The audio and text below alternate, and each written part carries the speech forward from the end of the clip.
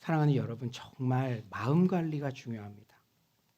그런데 마음 관리를 실패하게 하는 주요 적이 바로 비교입니다. 뭐라고요? 비교.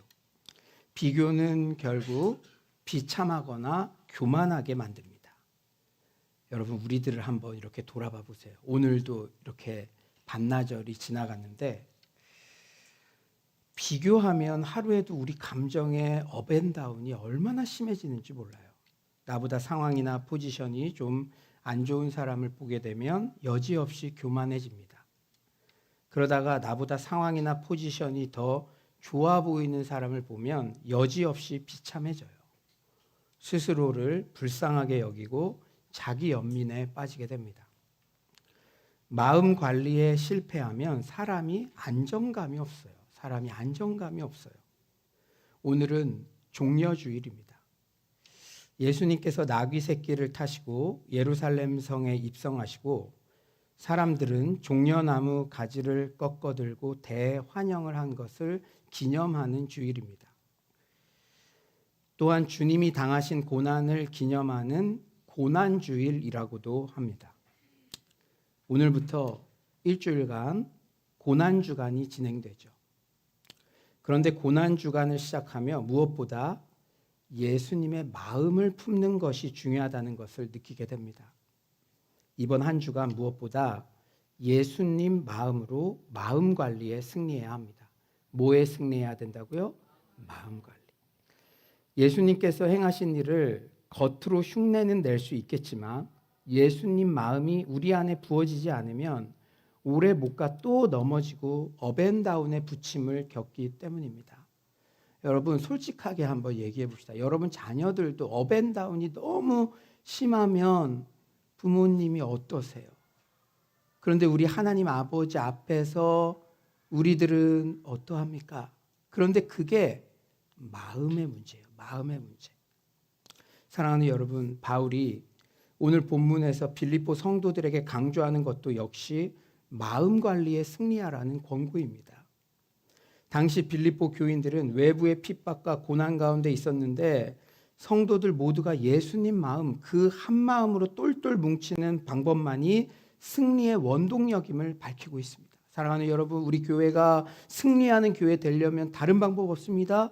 예수님 마음을 각각이 품고 그 한 마음으로 똘똘 뭉치는 방법밖에 없는 줄 믿습니다. 5절 우리 한번 다 같이 한번 읽어볼까요? 5절입니다. 5절 시작. 너희 안에 이 마음을 품으라 곧 그리스도 예수의 마음이니. 그렇다면 오늘 본문에서 바울이 강조하는 예수님의 마음은 무엇일까요? 예, 맞습니다. 한마디로 겸손이죠. 무엇이라고요? 겸손. 예수님께서는 스스로도 자신의 마음이 겸손함을 밝히셨어요. 마태복음 11장 29절은 이렇게 말씀하시죠. 나는 마음이 온유하고 겸손하니 나의 멍에를 메고 내게 배우라. 그리하면 너희 마음이 쉼을 얻으리니. 예수님 스스로도 내 마음은 겸손한 마음이야, 이렇게 알려주셨어요. 그러니 너희 안에 이 마음을 품으라 곧 그리스도 예수의 마음이니 겸손한 마음을 품으라는 거예요. 오늘 보면 6에서 8절에도 가장 강조해서 드러나는 예수님의 성품이 바로 겸손입니다. 우리 6에서 8절 온라인으로 들으시는 분들도 믿음을 가지고 한번 다 같이 한번 읽어봅시다. 6에서 8절입니다. 시작. 그는 근본 하나님의 본체시나 하나님과 동등됨을 취할 것으로 여기지 아니하시고 오히려 자기를 비워 종의 형체를 가지사 사람들과 같이 되셨고 사람의 모양으로 나타나사 자기를 낮추시고 죽기까지 복종하셨으니 곧 십자가에 죽으심이라. 아멘. 성자 예수님은 성부 하나님과 본질상 동체시죠. 신성을 지니셨다는 의미입니다. 하지만 성자 예수님은 스스로 사람이 되심으로써 굴욕을 받으신 가운데 겸손하게 낮아지셨습니다. 저는요, 이게 얼마나 힘든 일인지, 겸손한 행보인지 제가 딱 느꼈을 때가 있었어요. 예전 교역자 생활할 때 교역자들이 많았습니다. 그래서 제가 선배인데도요, 그 교회도 사람들 모이는 것이니까 이제 선배들은 좀 좋은 자리, 그 다음에 후배들부터 이렇게 좀 안 좋은 자리 이렇게 올라왔는데 제가 선배인데도 그냥 프린터 옆자리 그냥 입구 사람들 출입구 그런데 제가 이렇게 자리를 잡았어요. 그런데요 하루 지나니까 내가 괜히 그랬다 막 이런 생각이 들더라고요. 내가 선배인데 좀 편하게 그냥 앉아 있을 수 있는 자리 있을 수 있는데 꼴랑 그 문 앞에 자리 잡았다고 하더라도 사람이라는 게 그렇더라고요. 그런데 창조주 하나님께서 스스로 시간과 공간의 제약을 받으시는 사람의 몸을 입고 스스로 제한하셔서 이 땅에 오시고 그리고 죽기까지 복종하셨습니다. 이것은 얼마나 큰 겸손의 모습인지 알 수가 없어요. 예수님은 또한 자신보다 다른 사람들을 더 존귀하게 여기셨어요. 이것은 우리 인간들보다 자기 자신을 열등하게 여기셨다는 의미가 결코 아닙니다. 우리를 위해 스스로 종의 지위를 택하신 것이죠. 종은요, 주인이 시키면 목숨까지 버려야 하는 존재죠. 예수님은 우리의 구원을 위해 십자가에서 죽기까지 성부 하나님께 복종하셨습니다.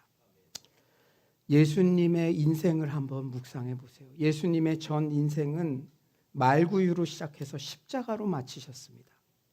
겸손으로 시작해서 겸손으로 마치신 것이죠. 예수님의 전 생애를 살펴보면 예수님께서 자기의 공로를 스스로 자랑하시는 등 교만한 모습을 어디에서도 발견할 수가 없어요. 예수님은 말구유에서 태어나셨죠. 우리 중에 아무리 가난해도 말구유에서 태어난 사람은 아무도 없을 것입니다.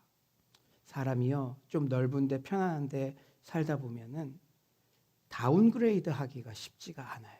늘 불평. 더 내 친구는 그런데 예수님은 만왕의 왕이 말구유에서 시작하셨어요. 예수님은 신생아일 때부터 가장 낮고 천한 곳에 처하셨습니다. 예수님은 공생의 사역 가운데도 세상적인 관점에서 볼 때 늘 가난하셨어요. 마태복음 8장 20절에서 자신의 상황을 이렇게 말씀하시죠. 우리 한번 다 같이 한번 읽어볼까요? 20절입니다. 시작. 예수께서 이르시되 여우도 굴이 있고 공중의 새도 거처가 있으되 인자는 머리 둘 곳이 없다 하시더라. 예수님은 그리고 한결같은 겸손의 태도로 사역에 임하셨습니다.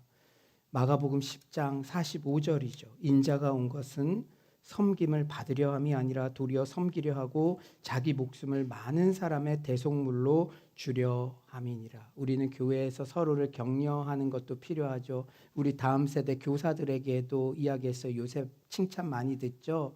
그럴 때 우리가 마땅히 해야 할 고백은 예수님도 섬기러 오셨는데요. 제가 전부터 섬기지 못한 게 죄송합니다. 해보니까 이게 보통 일이 아니군요. 우리가 마땅히 해야 할 고백은 마땅히 해야 할 일을 했을 뿐입니다. 이 고백뿐인 줄 믿습니다. 또한 예수님께서 주로 만나는 사람들은 세상의 주류 잘 나가는 권세자들이 아니었어요. 예수님이 일생 동안 사귄 사람들을 보면 어부 아니면 농부같이 별로 공부도 많이 하지 않은 사람들이었습니다.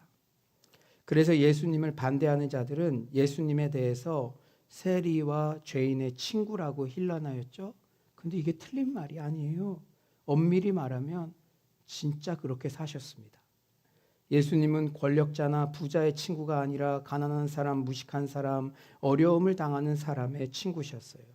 어떻게든 유력자들과 사귀고 싶어하고 사진이라도 찍어 홍보물에 게시하려고 하는 정치인들, 그리고 우리네 인생들과는 전혀 다른 행보를 보이셨습니다.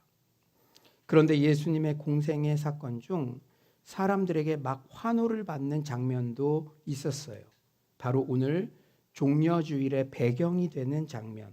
예수님께서 예루살렘에 입성하실 때 사람들이 종려나무를 꺾어 흔들며 호산나 호산나 환호를 하며 칭송을 했던 장면입니다. 하지만 이 장면도 우리가 주목해서 한번 볼까요? 주의를 기울여서 그 장면을 보면 예수님이 무엇을 타고 오셨습니까? 그때도 예수님은 나귀 중에도 제일 작은 나귀 새끼를 타시고 입성하셨어요.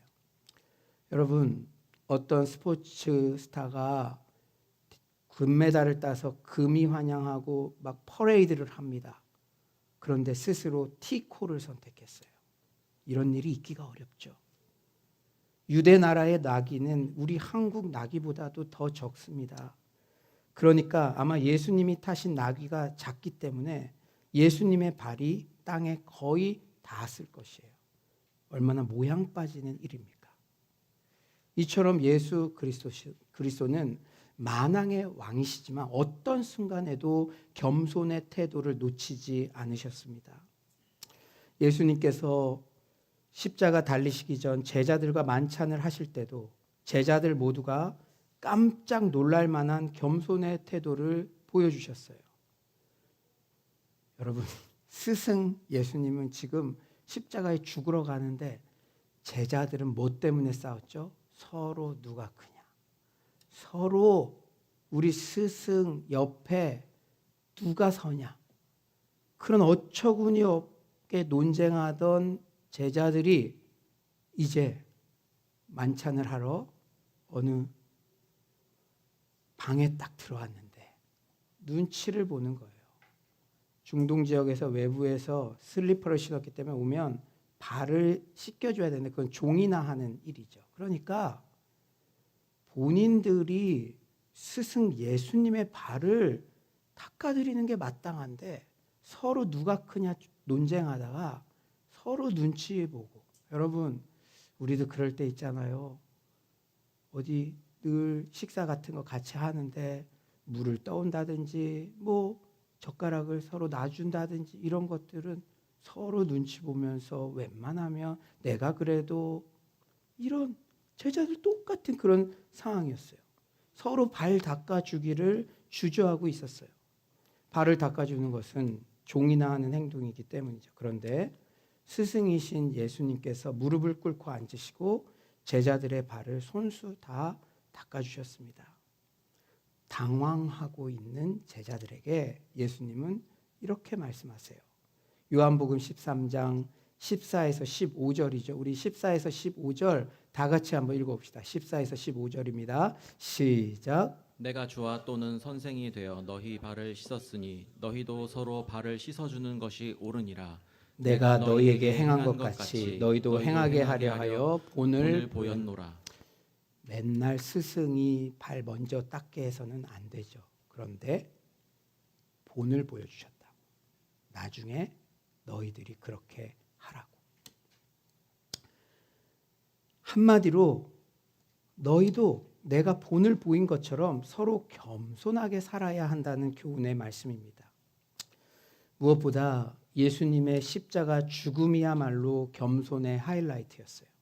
오늘 본문에서도 바울은 의도적으로 십자가 사건을 강조합니다. 우리 8절 한번 읽어볼까요? 8절. 우리 8절 음영이 있는 부분이 하반절인데 우리 8절 곧 십자가에 죽으심이라. 십자가에 죽으셨다는 것을 이렇게 강조해서 따로 써놓은 것입니다. 여러분, 예수님의 십자가 사건은 근본 하나님의 본체시라는 앞에 6절의 내용과 그를 지극히 높여라는 뒤에 9절의 내용과 대조되는 가장 수치스러운 사건입니다. 일부러 이렇게 배열한 거예요. 바울보다 1세기 앞선 시대의 인물인 로마의 정치가이자 철학자 키케로는 십자가형을 가장 잔인하고 구역질 나는 처벌이라고 불렀어요. 또한 바울의 동시대인인 철학자 세네카는 십자가형을 앞둔 사람은 누구든지 십자가로 가기 전에 죽는 편을 택할 것이라고 주장했습니다. 바울이 오늘 본문에서 강조하는 십자가 죽음의 의미는요.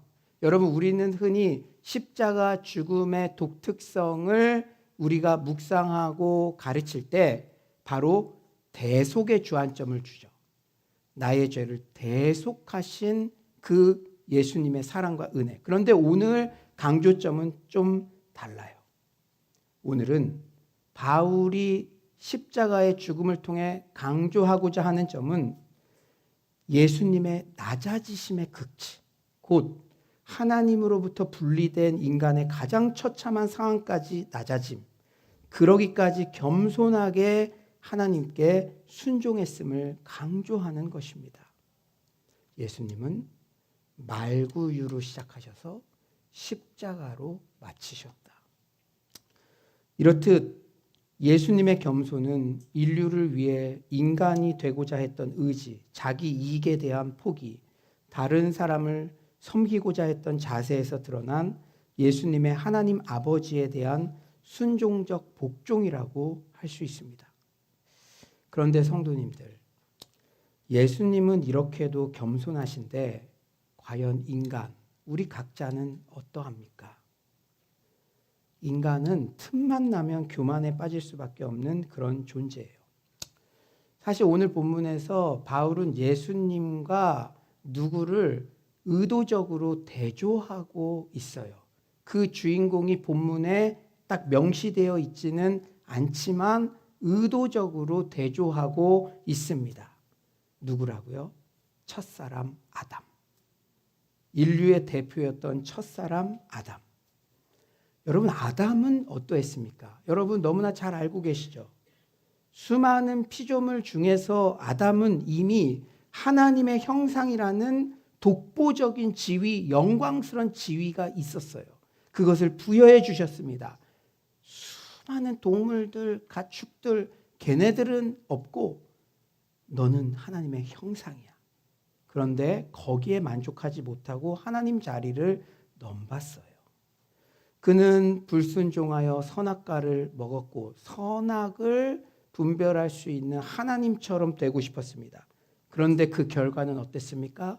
그 결과는 하나님과 같이 된 것이 아니라 오히려 하나님 형상의 위치에서 굴러떨어져 사단과 피조물 그리고 죄와 죽음의 종이 되었죠.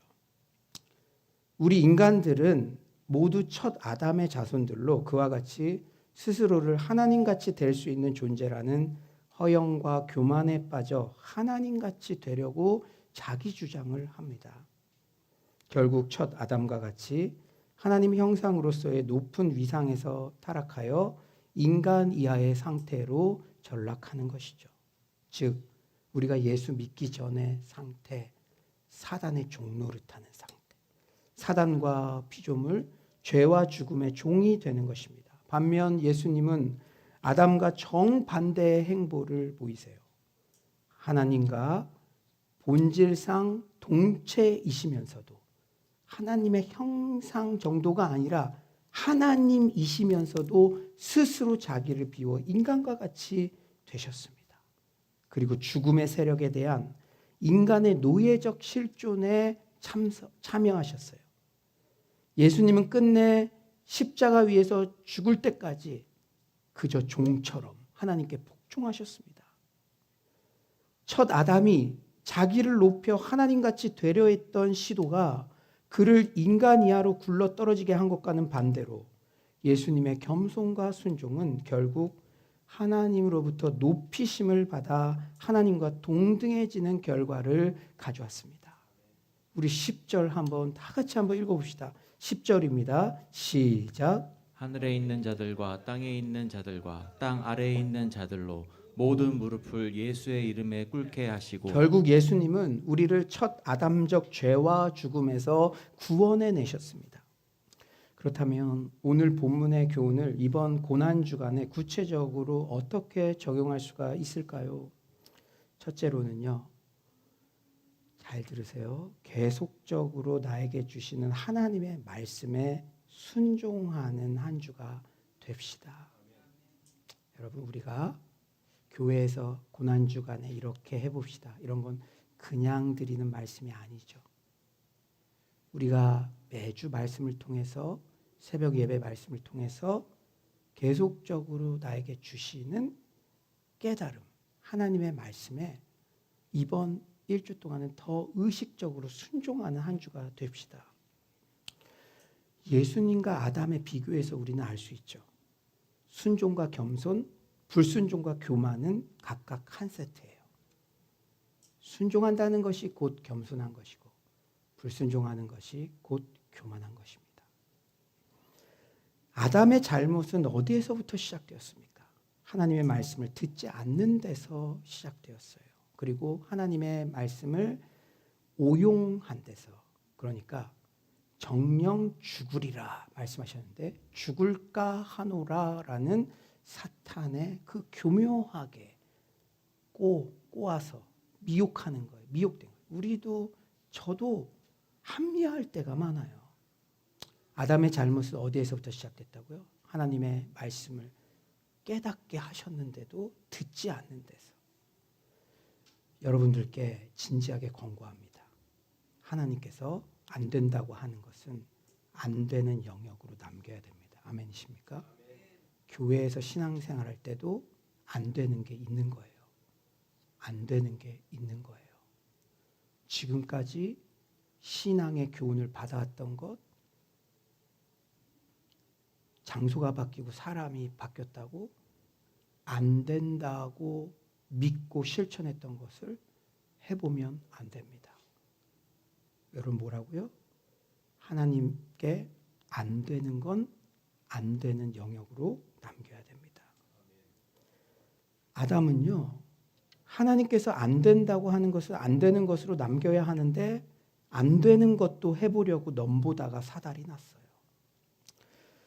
그런데 여러분, 하나님 자리 넘보는 거, 이런 설교 말씀하면은 야, 그렇게 심각한 죄인이 있을 수 있냐? 되게 막 어마어마한 죄를 짓는 것 같죠. 그런데 제가 말씀 묵상하면서 이렇게 살펴보니까 여러분, 하나님 자리 넘보는 것이라 표현하면 대단히 불경스럽고 진짜 죄인 중에 괴수들만 저지르는 범죄 같다고 여겨주십니까? 나는 이 말씀에서 비껴가 있는 것처럼 심리적인 안정감을 느끼지는 않으십니까? 하지만 하나님 뜻대로 살라고 말씀해 주셨는데 그 감동과 깨달음 무시하고 내 뜻대로 고집하고 살아가는 게 바로 하나님 자리를 넘보는 것입니다. 맞잖아요. 주인이 하나님이신데 우연아 너 이렇게 해야 된다. 그런데 내 뜻대로 그것을 계속 안 하는 게 하나님 자리를 넘보는 것이죠. 큐티할 때도 가장 중요한 것이 적용이라고 말씀드렸죠. 기독교의 제자도는 순종 중심의 제자도입니다. 순종할 때 하나님을 경험하게 되어요. 아무쪼록 이번 고난주간에는 더욱 의식적으로 말씀을 묵상하고 그 깨달음을 삶 속에 실천하는 은혜가 있기를 소망합니다. 다른 게 아니라 말씀에 순종하는 것이 바로 겸손이에요. 성경에 예배드리는 게 유익하다, 양육받는 게 유익하다, 공동체가 함께 기도하는 게 유익하다 쓰여져 있으면 그저 우직하게 예하고 예배드리고 양육받고 기도하는 게 겸손인 줄 믿습니다.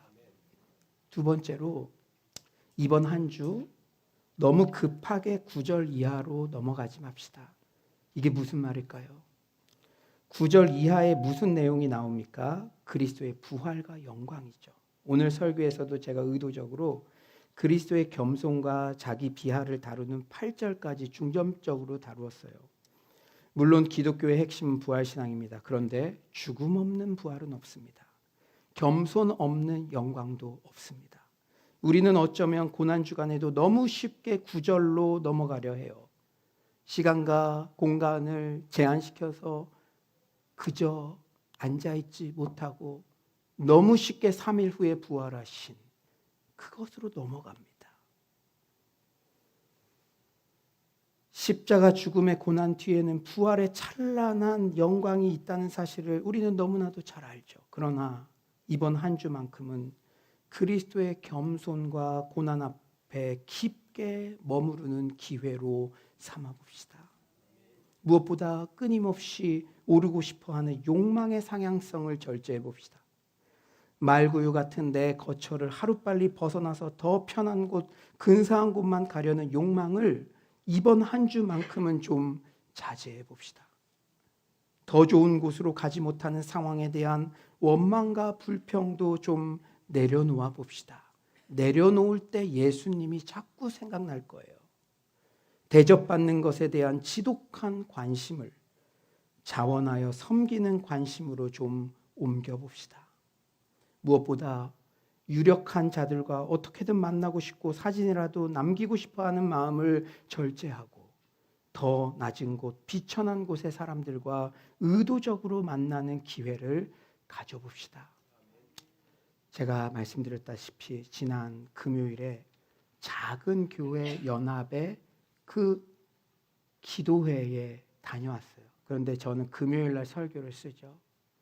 참 목사인 전데도 제가 큰 교회의 강사로 초대받을 때랑 이 작은 10명 남짓한 교회들 모인 데 가는 거랑 내가 어디를 더 선호하는가, 그런 질문이 묵직하게 저에게 다가오더라고요. 그리고 이 말씀의 응답을 받고 그곳에 갔을 때 너무 큰 은혜가 있었습니다. 10명 남짓한 교인들인데 얼마나 뜨겁게 기도하는지 저는 그 교회들이 결코 작은 교회가 아니라는 생각이 들더라고요. 이제 말씀을 정리하겠습니다. 여러분 혹시 고전 중에 고전 죄와 벌이라는 소설을 아시나요? 네, 그래요. 이건 청소년들에게도 필독서죠. 이 책의 저자가 누굽니까? 예, 도스토예프스키. 예, 여러분 너무 똑똑하네요. 그런데 도스토예프스키는 그 러시아에 확산되던 사회주의 사상을 거부하고 기독교 신앙을 사회의 소망으로 제시합니다. 그런데 도스토예프스키가 지독한 도박 중독자였어요. 그래서 그는 이 문학을 돈 갚으려고 어쩔 수 없이 썼어요. 그의 편지들을 보면 제발 저에게 500만 원이 주일까지 필요합니다. 저 좀 빌려주세요. 그러면 소설 하나 쓸게요. 그러니까 그의 이런 옳지 못한 삶이 부각돼서 이 작품들에 있는 기독교적인 정신은 잘 알려지지 않은 것이 사실입니다. 그냥 인문학 정도로 이렇게 그냥 평가절하하는 것이죠. 그러나 도스토예프스키가 대표작들 그리고 후반기에 그가 신앙 안에서 머물면서 썼던 작품들, 그 작품들에는 그는 인간 본성의 변화는 결국 신앙으로 가능하다는 메시지를 그의 대표작들에서 분명히 밝히고 있습니다. 특히 그의 대작 죄와 벌에서는 인간이 스스로를 인간 이상으로 생각하는 교만, 이것이 어떤 결과를 초래하는지, 또 인간이 어떻게 그 죄를 속죄하면서 하나님의 은혜에 힘입어 참 인간으로 거듭날 수 있는가를 보여줍니다. 기독교 복음의 진리를 잘 형상화한 것이라고 할 수 있죠. 제가 소설을 잠깐 소개해 드릴게요. 소설은 가난에 찌든 한 의과대학생 라스콜리니코프가 자신은 인간의 숙명을 바꿔놓을 초인적 존재라고 생각하는 것으로 시작합니다. 아담과 같이 하나님과 같이 되려는 거죠. 초인적 존재. 그는 그런 존재가 보통 사람들에게 적용되는 법을 적용받지 않는다고 생각해요. 그는 범죄를 계획하며 친구에게 이렇게 자신을 합리화하여 얘기합니다. 수도원으로 가게 되어 있는 저 노인네에 돈만 있다면 100가지, 1000가지의 훌륭한 일과 사업을 실행하고 개선할 수가 있어. 수백, 수천 명의 삶이 올바른 길로 나아갈 수 있고 수십 가정이 빈곤과 부패와 파멸과 타락과 성병에서 구원될 수 있어. 모두 그 노파의 돈으로 말이야.